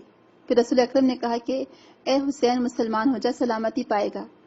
انہوں نے کہا کہ میری قوم اور خاندان ہے، میں انہیں کیا جواب دوں گا؟ رسول اکرم نے فرمایا کہ اے اللہ، میں تجھ سے ہدایت کا طلبگار ہوں تاکہ مجھے میرے معاملے میں رہنمائی حاصل ہو اور مجھے ایسا علم عطا فرما جو میرے نفع مند ہو. جب حسین نے کلمات کہے تو ابھی اپنی جگہ سے اٹھے بھی نہ تھے کہ مسلمان ہو گئے. اس وقت ان کے بیٹے کہا جاتا ہے اپنی جگہ سے اٹھے اور انہوں نے ان کے والد کا پیشانی کا بوسہ لے لیا. تو رسول اکرم نے اس منظر کو دیکھ کر آپ دیدہ ہو گئے کہ آپ دیکھیں بیٹا کیسا تھا کہ جب تک اب یہ والد نے اسلام قبول نہیں کیا تھا وہ اٹھ کر ملے بھی نہیں، لیکن جیسے اسلام قبول کر لیا وہ ان سے ملنے لگے اور بوسہ دیا. اس سے پتہ چلتا ہے آپ دیکھیں ان کی محبتیں اور دشمنیاں صرف اسلام کی خاطر ہو گئی تھیں. تو بہرحال انہوں نے بھی اسلام قبول کر لیا اور رسول اکرم سے رسول اکرم نے اتنی بہترین گفتگو کی ان سے کہ وہ بہت جلد اسلام کے قائل ہو گئے. پھر ابو ذر غفاری رضی اللہ عنہ کے بارے میں آتا ہے. ہاں، ان کے بارے میں سیرت کی کچھ کتابوں میں یہ ملتا ہے کہ پہلے ایسے قبیلے سے تعلق رکھتے تھے جو راہزن تھے، لیکن اس کے بعد انہوں نے اس سے توبہ کر لی تھی، یعنی وہ پیشہ چھوڑ دیا. اور کہا جاتا ہے کہ زمانے جاہلیت ہی میں انہوں نے بہت عرصے تک کے بتوں کی پوجا نہیں تھی، یہ بتوں کے منکر تھے کہا جاتا ہے، اور اللہ تعالیٰ کے ساتھ شریک کرنے والوں کو برا بھلا کہا کرتے تھے یا خیال کرتے تھے.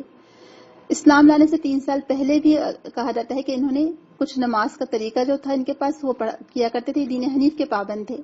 جب انہوں نے مکہ میں کسی کا ذکر سنا نبی کا تو اپنے بھائی کو بھیجا انیس کو کہ جاؤ جا کر دیکھ کر آؤ.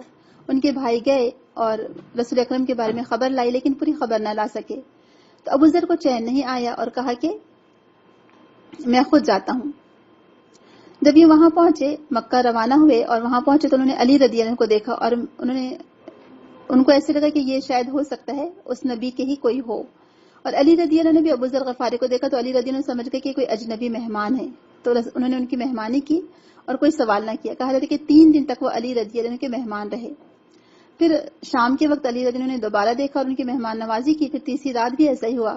تیسری رات علی رضی اللہ عنہ سے پوچھا کہ آپ کس لیے یہاں آئے ہیں؟ تو ابو ذر نے کہا کہ میں یہ اور یہ جاننے کے لیے آئی ہوں نبی کریم صلی اللہ علیہ وسلم کے بارے میں. علی رضی اللہ عنہ نے کہا کہ رسول اللہ تعالیٰ کے برحق رسول ہے، آپ صبح کے وقت میرے ساتھ پیچھے چلتے رہنا اور اگر مجھے آپ کے بارے میں کوئی خطرہ محسوس ہوا تو میں ٹھہر کر ایسا انداز اختیار کروں گا جیسے پانی انڈیل رہا ہوں، اور اگر میں چل دوں تو میرے پیچھے چلتے رہنا. تو ابو ذر ان کے پیچھے پیچھے چل دیے اور پھر رسول اکرم کی گفتگو سنی. رسول اکرم نے فرمایا کہ آپ اپنی قوم کی طرف واپس چلے جائیں، انہیں اپنے اسلام لانے کی خبر دیں اور میری طرف سے مزید حکم آنے کا انتظار کریں. ابو ذر کہنے لگے مجھے اس ذات کی قسم جس کے ہاتھ میں میری جان ہے، میں تو اپنے قبول اسلام کا اعلان کر کے رہوں گا. کہا جاتا ہے کہ جب وہ ابو ذر وہاں سے نکلے دار ارقم سے مسجد حرام پہنچے سیدھا اور بلند آواز سے کہنے لگے کہ میں گواہی دیتا ہوں کہ اللہ کے سوا کوئی معبود نہیں اور محمد اللہ کے رسول ہیں. کہا جاتا ہے جیسے ہی جملہ لوگوں نے ان کے زبان سے سنا ان کے اوپر حملہ کر دیا اور ان کو اتنا مارا کہ اسی دوران پھر عباس بن عبد المطلب آئے اور ان لوگوں نے ان کو غفار قبیلے کے انتقام کی خبر دی کہ تم نہیں جانتے کہ غفار قبیلہ کیسے انتقام لیتا ہے، اور یہ قبیلہ شام کی طرف جانے والی تجارتی گزرگاہ پر موجود ہوتا ہے جو بنو غفار سے گزرتی ہے سڑک. اگر تم نے ابو ذر غفاری کو کچھ کیا تو تمہاری جو تجارتی ساری جو وہ ہیں سفر خطرے میں پڑ جائیں گے. تو چنانچہ عباس رضی اللہ عنہ کے کہنے پر ان لوگوں نے ابو ذر کو چھوڑا. کہا جاتا ہے کہ 2 دفعہ ان کو مارا گیا، 2 دن مسلسل. تیسرے دن جب مارا گیا تب عباس رضی اللہ عنہ ان کے بچاؤ کے لیے آئے. تو آپ دیکھیں کہ کیسے لوگوں کے اندر بہادری تھی، جس بات کو حق جان لیا اس کا اعلان کر دیا. یہ بھی کہا جاتا ہے کہ مکہ آنے سے پہلے انہوں نے اپنے پہلے بھائی کو روانہ کیا تھا لیکن ان کو ان کی بات سے تسلی نہ ہوئی تھی، لہٰذا وہ خود چلے آئے. اب آپ دیکھیں اس واقعے سے ہم کو کتنے سبق سیکھنے کو ملتے ہیں کہ ابو ذر رضی اللہ عنہ یعنی بہت سارے لوگ تھے جن کے اندر دین فطرت کی ان کو تلاش تھی، جو اس بات کو جانتے تھے کہ بتوں کی گندگی یہ گندگی ہی ہے، یہ نجاست ہے، اس سے کچھ حاصل نہیں ہونے والا. آج بھی بہت سارے لوگ آپ کو ایسے مل جائیں گے جو دین حنیف پر قائم ہیں، جو نہیں چاہتے کہ بتوں کی پوجا کریں، ان کو بس دعوت دینے کی ضرورت ہے. تو اس واقعے سے ہم کو بہت سارے نتائج ملتے ہیں اور فائدے ملتے ہیں کہ ایک تو یہ بات پتہ چلتی کہ نبی کریم کا ذکر ہر قبیلے میں ہو چکا تھا، چاہے وہ قبیلہ مکہ سے باہر تھا، مدینہ کے پاس تھا یا مکہ میں تھا، تو ہر قبیلے والے رسول اکرم کو جان چکے تھے، ان کا ذکر ہو چکا تھا. پھر دوسری بات یہاں پر ہم دیکھتے ہیں کہ جو چیزیں شک و شبے میں ڈالنے والی تھی اس کو جاننے کے لیے ابو ذر خود چل پڑے، پہلے اپنے بھائی کو بھیجا اور پھر خود چل کر گئے. پھر ابو ذر مستقل مزاج تھے، ان پر قریش کی طرف سے پھیلائی جانے والی خبروں کا کوئی اثر نہیں ہوا اور وہ اس سے متاثر بھی نہیں ہوئے. یعنی جو لوگ سچ کو جاننے والے ہوتے ہیں تو پھر وہ ایسی خبروں کا کوئی نوٹس نہیں لیتے. پھر یہ بھی ہم دیکھتے ہیں کہ انہوں نے ابو ذر نے کتنے احتیاط سے کام لیا کہ جب وہ گئے وہاں پر پہلے بھائی کو بھیجا اور بھائی سے بھی کہا تھا کہ احتیاط سے کام لینا، کھلم کھلا اپنے آپ کا اظہار نہ کر دینا. اور جب خود گئے تو تب بھی آپ دیکھیں کتنے احتیاط سے کام لیا کہ پہلے کسی سے کچھ نہیں کہا کہ میں کس سے ملنے آئے ہوں، اور علی رضی اللہ عنہ سمجھ گئے کہ یہ اجنبی ہیں تو ہو سکتا ہے کسی کام سے آئے ہوں، تو کس طرح سے راز و نیاز سے کام لیا گیا. اور اپنا یعنی جب کہا جاتا ہے ابو ذر کے بارے میں آتا ہے کہ یہ اس قدر چونکہ انہوں نے پہلے بہت یعنی ہو سکتا ہے یہ ایسے قبیلے سے تعلق رکھتے تھے جس میں جو راہزنی کرتا تھا، تو ان کو اس چیز سے پہلے سے ہی بہت ایک طرح سے دنیا کی دولت وغیرہ سے ان کو ایک طرح سے بالکل رغبت نہ رہی تھی. تو انہی کے بارے میں رسول اکرم نے فرمایا کہ جس کو میری امت کا زاہد شخص دیکھنا وہ ابو ذر کو دیکھ لے. یعنی آخر وقت میں ان کا ایسا حال ہو گیا تھا کہ ان کے گھر میں کوئی برتن نہیں تھے، دنیا سے بہت بے رغبت ہو گئے تھے اور صرف اللہ تعالی کی عبادت میں لگے رہتے تھے. تو ان پر بہت ساری مشکلات آئیں، تنگیاں آئیں، لیکن انہوں نے اسلام کی خاطر وہ سب کچھ برداشت کیا. پھر انہوں نے غور و فکر کیا اور علی رضی اللہ عنہ نے جو رازداری برتی تھی اس سے بھی پتہ چلتا ہے کہ صحابہ کرام کس قدر احتیاط سے کام لیتے تھے. یعنی جب ان کو اعتماد حاصل ہو گیا تب علی رضی اللہ عنہ سے انہوں نے سوال کیا رسول اکرم کے بارے میں، اور پھر رسول اکرم صلی اللہ علیہ وسلم سے ملنے کی جو یہاں جو پتہ چلتا ہے کہ علی رضی اللہ عنہ نے ان کی رہنمائی کی رسول اکرم تک، اور ان کی احتیاط پسندی ہمیں پتہ چلتی ہے مقصد کو پورا کرنے کے لیے. تو کس قدر خفیہ طریقہ استعمال کیا گیا. اور علی رضی اللہ عنہ آپ دیکھیں کتنے ذہین اور کتنے انٹیلیجنٹ کہ انہوں نے کہا کہ اگر مجھے لگے گا شک ہوگا کہ کوئی ہمارا پیچھا کر رہا ہے تو میں نیچے جھک جاؤں گا جیسے کہ پانی انڈیلنے کے لیے جھکتے ہیں یا اپنے جوتے کو تسمہ برابر کرنے کے لیے جھکتے ہیں. تو مجھے جیسے ہی تعقب کا اندیشہ ہوگا تو میں ایسا اشارہ دوں گا، یعنی میں ایسا جھک جاؤں گا تو آپ سمجھ جانا کہ کوئی خطرہ ہے. تو دار ارقم لے جانے کے لیے کیسا پرامن اور خفیہ طریقہ استعمال کیا گیا. اور پھر ابو ذر پیچھے پیچھے چلتے رہے فاصلے پر اور علی رضی اللہ عنہ آگے آگے چلتے رہے. ان اشارات سے معلوم ہوتا ہے کہ صحابہ کرام کی احتیاط پسندی کتنی بہترین تھی، کتنی بہترین پلاننگ وہ کرتے تھے، کس طرح سے امن اور سیکیورٹی کا وہ خیال رکھتے تھے، ان کو شعور کتنا تھا. اور ہر خاص و عام کی یہ علامت بن چکا تھا. یعنی وہ لوگ اس طرح سے یہ تمام اقدامات کرتے تھے بہت ہی سوچے سمجھے اور منظم انداز میں. صحابہ کرام کی یہی خصوصیت تھی جس کی بنا پر دین اسلام دور دراز تک پھیلتا چلا گیا الحمدللہ. اور یہی قوموں کے عروج و زوال میں یہ چیزیں بہت اہمیت رکھتی ہیں. آج بھی بہت ہی منظم طریقے سے کوئی بھی کام ہمیں کرنا ہے تو منظم طریقے سے کریں. آپ دیکھیں کیا ہوتا ہے ہمارے نوجوان, آپ نے دیکھا کہ جب رائٹس ہوتے ہیں اسپیشلی جہاں مسلمان اور نان مسلم زیادہ اور نان مسلم میجورٹی میں ہے سمجھیں, تو جب رائٹس ہوتے ہیں یا جب ایسا کوئی کام ہوتا ہے کہ مسلمانوں کے خلاف کوئی پروپیگنڈا کیا گیا یا مسلمانوں کے خلاف کوئی بات کی گئی, اب مسلمان بالکل بغیر سوچے سمجھے نکل جاتے ہیں بازاروں میں, یا تو ہلا گلا کرتے ہیں, شور شرابہ کرتے ہیں اور پھر دکانیں توڑنا شروع کر دیتے ہیں, یہ ایک جلوس نکل جاتا ہے.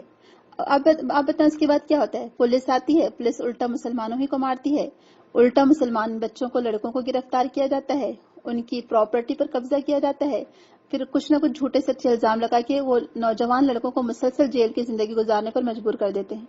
کیا حاصل ہوا آپ بتائیے؟ کچھ بات حاصل ہوئی؟ کوئی فائدہ ہوا مسلمانوں کو؟ تو کبھی بھی رسول اکرم اور صحابہ کرام نے اس طرح سے کام نہیں کیا. آپ دیکھیں 13 سالہ مکی دور کو آپ دیکھ لیجیے, کتنی پلاننگ تھی, کس قدر منظم طریقے سے اور کس قدر خفیہ انداز میں کام کیا گیا. تو آج بھی ہم مسلمانوں کو ضرورت ہے کہ جہاں ہم مائنورٹیز میں ہیں, ہماری میجورٹی نہیں ہے, حکومت بھی ہمارے ہاتھ میں نہیں ہے, تو ہم ایسے کھلم کھلا بغیر کسی ساز و سامان کے, بغیر کسی منظم طریقے کے, بغیر کسی پلاننگ کے ہم ایسے میدان میں نہیں نکل سکتے. پہلے آپ کو پلاننگ کرنی ہوگی, پہلے آپ کو اپنے آپ کو مربوط کرنا ہوگا, منظم کرنا ہوگا, اور جو طریقہ کار ہم استعمال کر سکتے ہیں, جو کامیاب ہو سکتے ہیں, اس کو کرنا ہوگا, اس کو انجام دینا ہوگا. بغیر سوچے سمجھے اس طرح سے نہ نکل کھڑے ہوں اور نہ ایسا کوئی کام کرے جس سے الٹا مسلمانوں کو ہی نقصان پہنچے. تو آج بھی آپ دیکھیں کہ جو کنٹریز ہوتے ہیں, جو بڑے بڑے ممالک ہیں, جن کو ہم سپر پاورز کہتے ہیں, وہ زیادہ تر ان کا جو پیسہ ہے یہ ذرائع ابلاغ میں, یا جو یہ رسائل کا جو طریقہ ہے, یا میسیجز پہنچانے کا جو طریقہ ہے, اس میں استعمال ہوتا ہے. آپ لوگ جان کر حیران ہو گئے نا کہ گوگل, آپ اگر جب ہم آج کل تو گوگل میپ کو ہی فالو کرتے ہیں, جب ہم کار میں بیٹھتے ہیں اپنے تو ہم گوگل میپ آن کر لیتے ہیں نا, کسی کے بھی گھر ہمیں جانا ہوتا ہے تو ہم فوراً کہتے ہیں کہ بھی ہمیں اپنا نقشہ بھیجو گھر کا, اور ہم اس کو فالو کرتے جاتے ہیں. آپ اگر گوگل پر جائیں گے اور دیکھیں گے تو ایون اگر سمجھے آپ اپنے ہندوستان کے یا پاکستان کے جہاں کے بھی رہنے والے, آپ اگر وہاں پر کوئی نام ڈالیں گے تو آپ کو اپنے محلے کی مسجد تک نظر آ جائے گی گوگل میپ پر. اور انسان حیران ہو جاتا ہے سوچ کر کہ اچھا, یعنی سیٹلائٹ سے ایسی تصویریں لی گئی ہیں کہ ہماری جو ٹیرس ہے, یعنی جو کسی کے گھر کی ٹیرس ہوتی ہے, یا کوئی شاپ ہے وہاں پر ایک چھوٹا سا بقالہ بھی ہے اپنی کنٹریز میں, وہ بھی نظر آ جاتا ہے. تو آپ سوچیں کہ یہ سیٹلائٹ سے کیا کچھ نہیں خبریں لیتے ہیں. آج غیر مسلم کنٹریز یا غیر مسلم لوگ کس طرح سے ٹیکنالوجی کو استعمال کر رہے ہیں اور کیسے ان کے کنٹرول میں ساری چیزیں ہیں. تو جب ان کے پاس یہ ساری تصویریں, تو کسی کنٹری کا کوئی حال چھپا ہوا نہیں ہوگا ان سے کہ کہاں کیا ہو رہا ہے, کیسے ہو رہا ہے, کس طرح سے ہو رہا ہے, سب معلوم ہوگا. اور یہ تو آج ہم کو دیا گیا نا گوگل میپ, یہ کئی سال سے ان کے پاس موجود ہے, اس کو ریلیز انہوں نے اب کیا ہے.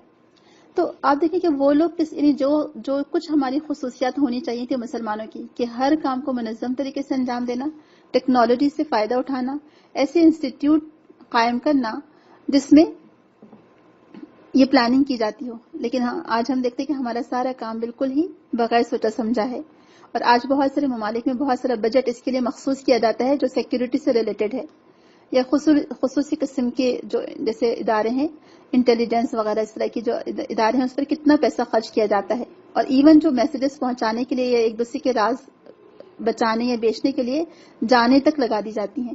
تو نبی کریم صلی اللہ علیہ وسلم کی سیرت اور صحابہ کی سیرت سے ہمیں پتہ چلتا ہے کہ مسلمانوں کو خود اپنا ایک سیکورٹی نظام, ایک مضبوط نظام بنانا چاہیے, تاکہ دشمن ہمارے جو بھی ہمارے اہم راز ہیں اس تک پہنچ نہ سکے. تو خیر ابو ذر نے حق کی تلاش میں سچائی اور اپنی عقل اور اپنے فہم کو ترجیح دی, چنانچہ وہ اس وقت اسلام لائے جب ان پر اسلام پیش کیا گیا. پھر نبی کریم صلی اللہ علیہ وسلم اور صحابہ کرام کے دفاع اور سلامتی کے لیے حریص اور فکر مند رہتے تھے. آپ نے ابو ذر کو جب واپس اپنے گھر جانے کا مشورہ دیا اور اپنے اسلام کو چھپانے کا مشورہ دیا, تو انہوں نے دین اسلام کا اعلان کرنا پسند کیا, حالانکہ وہ ویسے بھی واپس جا سکتے تھے. ان کے اندر بہادری اور شجاعت کوٹ کوٹ کر بھری ہوئی تھی, لہٰذا انہوں نے علی الاعلان اس کا اظہار کیا اور کفار مکہ سے ڈرے نہیں, اور انہوں نے حق کا اعلان کر دیا, مکہ والوں کو چیلنج بھی کیا. تو اس سے پتہ چلتا ہے کہ اگر مصلحت, یعنی حالت کو دیکھ کر آپ کام کریں گے, کہ اگر مصلحت اس میں ہے کہ آپ اپنے اسلام کو چھپائیں تو وہاں چھپا لیں, لیکن اظہار کر دینا زیادہ بہتر ہے. پھر ابو ذر کا جو کردار ہے وہ دعوت اسلامی کے لیے بہت ہی فائدہ مند ہے, اور قریش کے خلاف دیکھا جائے تو ایک عصبی جنگ کی شروعات ہوئی. یعنی کفار مکہ کو اس کا احساس نہیں تھا کہ لوگ اتنی بہادری اور شجاعت سے علی الاعلان کعبۃ اللہ کے پاس آ کر اسلام کا اظہار کریں گے. تو کفار مکہ کے اوپر ایک کاری ضرب پڑی تھی اصل میں ان کے اسلام کے قبول کرنے سے. اب دیکھیں ان کے جسم سے خون بھی بہنے لگا، اتنا مارا ان کو کفار مکہ نے، لیکن اس کے باوجود بھی آپ دیکھیں ان کے دل میں یہی تمنا تھی کہ میں اسلام کو علی الاعلان ظاہر کر کے رہوں گا. پھر ہم یہ بھی دیکھتے کہ ابو ذر غفاری رضی اللہ عنہ کو رسول اللہ سے بہت محبت تھی اور وہ آپ کی ملاقات کا شوق بھی رکھتے تھے، لہٰذا خود مکہ آئے اور رسول اکرم سے ملاقات کی، اور انہوں نے اپنے گھر والوں کی بھی اصلاح چاہی، اپنے قبیلے والوں کی بھی اصلاح چاہی، اور اس کے بعد انہوں نے اسلام قبول کیا. وہ اپنی قوم کی طرف گئے واپس، ان کو اسلامی تعلیمات دیتے رہے، جو ان کا فرض تھا وہ ادا کرتے رہے، لیکن انہوں نے کبھی امارت کی خواہش نہیں کی، کبھی انہوں نے ذمہ داری عہدہ نہیں لیا. صحیح مسلم میں ایک روایت ہم کو ملتی ہے ابو ذر رضی اللہ عنہ کے تعلق سے کہ میں نے رسول اکرم سے پوچھا کہ کیا آپ مجھے کوئی ذمہ داری نہیں سونپیں گے؟ تو ابو ذر فرماتے ہیں کہ نبی کریم نے میرے کندھے پر اپنا ہاتھ رکھا اور فرمایا کہ اے ابو ذر، تو کمزور آدمی ہے اور منصب ایک امانت ہے جو قیامت کے دن رسوائی اور پشیمانی کا باعث ہوگا، سوائے اس آدمی کے جس نے اسے برحق حاصل کیا اور اس منصب کے متعلق تمام حقوق ادا کیے. تو اس کے بعد انہوں نے کبھی کوئی منصب کو نہ چاہا. کہا جاتا ہے کہ حالانکہ انہوں نے سب سے پہلے اسلام قبول کیا تھا، لیکن انہوں نے کبھی کوئی عہدہ طلب نہیں کیا، دنیا سے بے رغبت ہوئے. اور دیکھیں ہر انسان کا اپنا ایک دائرہ کار ہوتا ہے، ہر انسان کی اپنی الگ الگ صلاحیت ہوتی ہے، اور ہر انسان کو اللہ تعالیٰ نے ایک الگ الگ صلاحیت سے نوازا ہے. ہر میدان میں ایک انسان کچھ نہ کچھ اپنا خاص رکھتا ہے، وہ اس کا شہ سوار ہوتا ہے. تو ابو ذر کی دعوت کے میدان میں کامیابی اور لوگوں کو مطمئن کر لینے کا مطلب یہ نہیں کہ وہ ہر منصب کے اہل ہو گئے. ہمارے یہ کیا سمجھا جاتا ہے کہ اچھا ہر ایک کو ہر چیز دی جا سکتی ہے، ایسا نہیں ہے. تو انہوں نے کبھی بھی اپنے لیے منصب نہیں چاہا، اور کہا جاتا ہے کہ اپنے قبیلے کے سردار ایما بن رقصہ کے سپرد کر دیا سرداری، حالانکہ وہ مرتبے میں ان سے بلند تھے دیکھا جائے تو، لیکن انہوں نے کبھی سرداری کو پسند نہیں کیا، اور انہوں نے تمام مناصب یعنی جو سردارانہ حقوق ہے اپنے پاس نہیں رکھے، بلکہ ہر فرد کو تقسیم کر دیا تھا. اور کہا جاتا ہے کہ ان کی نصف آبادی، ان کے قبیلے کی ہاف آبادی ہجرت سے پہلے ہی اسلام میں داخل ہو چکی تھی ماشاءاللہ. تو خیر قریش کی طرف سے اسلام کے خلاف میڈیا جو وار تھی وہ ناکام رہی، اور اسی طرح سے کفار مکہ ایک ایک محاذ پر ناکام ہوتے گئے. ان کی آواز خود ان کے ہی خلاف ثابت ہوئی، اور جو وسائل اور تبلیغ انہوں نے استعمال کی تھی رسول اکرم کے خلاف پروپیگنڈا کرنے کے لیے، وہ تمام اسلام کے حق میں کام آنے لگے، اور اسلام پھیلتا چلا گیا. صحابہ کرام کی تعداد بڑھتی گئی الحمدللہ، اور اللہ تعالیٰ نے ایسے انتظامات کیے کہ دعوت دین آگے پھیلتا جائے. لیکن کفار مکہ چین سے بیٹھنے والے نہیں تھے. ان لوگوں نے اپنے الگ الگ حربے استعمال کیے، اور جب انہوں نے دیکھا کہ کسی بھی طرح سے اسلام رکنے کا نام نہیں لے رہا ہے، تو انہوں نے اپنی دشمنی کو کچھ اور طریقے پر اور کچھ اور طریقے سے کیا، اور پھر قرآن کے خلاف ہو گئے کہ وہ کہتے تھے کہ قرآن کو سننے ہی نہ دو لوگوں کو، کیونکہ قرآن کی وجہ سے لوگ بدل رہے ہیں، یا قرآن کو سن کر ہی لوگ گرویدہ ہو رہے ہیں. لہٰذا انہوں نے اپنی دعوت قرآن کے خلاف کر دی. اور جیسے کہ ابو لہب کے بارے میں آتے کہ جب رسول اکرم کسی کو قرآن سناتے تھے، اور آپ نے اس کے لیے عکاز کا جو بازار تھا، منڈیاں تھی، آپ نے دیکھے کوئی طریقہ نہیں چھوڑا. رسول اکرم سے بازار بھی گئے، حالانکہ بازار میں بہت سارے دوسرے کام بھی ہوتے ہیں، لیکن رسول اکرم دعوت تبلیغ کے لیے بازار بھی گئے. کعبۃ اللہ کے پاس کھڑے رہ کر قرآن سناتے تھے، جو حج کے لیے وفود آتے تھے ان کو قرآن سناتے تھے. اب کفار مکہ نے اپنا جو رخ ہے وہ قرآن کے خلاف کر دیا. انشاءاللہ اس کے بارے آگے کیا ہوتا ہے ہم اگلی دفعہ دیکھیں گے کلاس میں. ہمارا ٹائم ہو چکا ہے. تو آج کے جو واقعے تھے بہت سبق آموز تھے.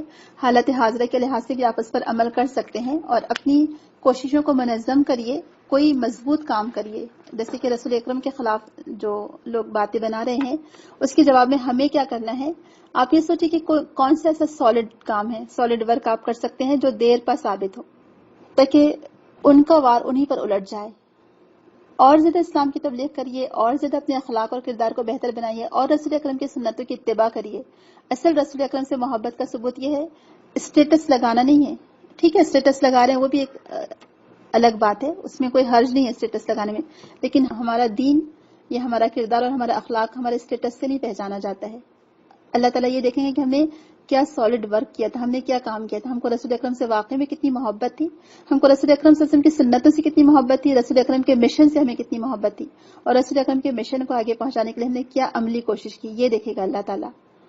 تو اللہ تعالیٰ مجھے اور آپ کو توفیق دے اور ہم اس کام کو آگے کرنے والے بنے اور پھیلانے والے بنے. آمین. سبحانک اللہم و بحمدک، اشہد ان لا الہ الا انت، استغفرک و اتوب الیک. السلام علیکم و رحمۃ اللہ وبرکاتہ.